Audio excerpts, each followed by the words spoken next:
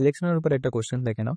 কি বলেছে? বলেছে যে এ এবং বি এর মধ্যে যে একটি নির্বাচনে মেশিন দ্বারা প্রতি পঞ্চম ভোটকে অবৈধ হিসাবে চিহ্নিত করা হয়েছিল।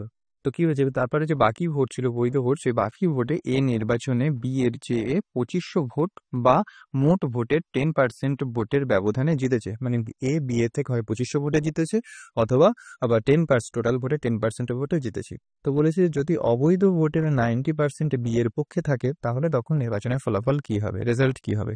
দেখো, প্রত্যেক যে ভোট পড়েছিল মেশিন দ্বারা, তাতে পাঁচটা ভোটের মধ্যে একটা ভোট অবৈধ ছিল।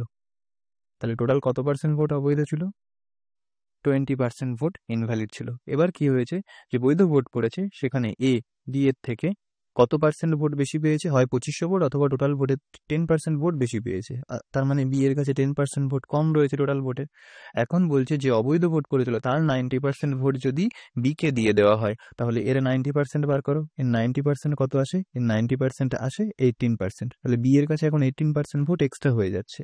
18% ভোট এক্সট্রা হয়ে গেলে বি এর কাছে টোটাল কতগুলো ভোট? আগে 10% ভোট কম ছিল, এখন 18% ভোট এক্সট্রা হয়েছে, মানে এখন বি এর কাছে 8% ভোট এক্সট্রা হয়ে গেছে। তাহলে ভোটের রেজাল্ট কি হলো দেখো। তাহলে এখন বি কিন্তু জিতে গেল। কতগুলো ভোটে জিতে গেল? কত পার্সেন্ট ভোটে জিতে গেল? 8% ভোটে বি জিতে গেল। কার থেকে বেশি পেয়েছে? এ এর থেকে বেশি পেয়েছে।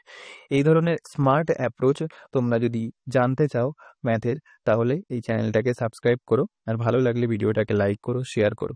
Thank you.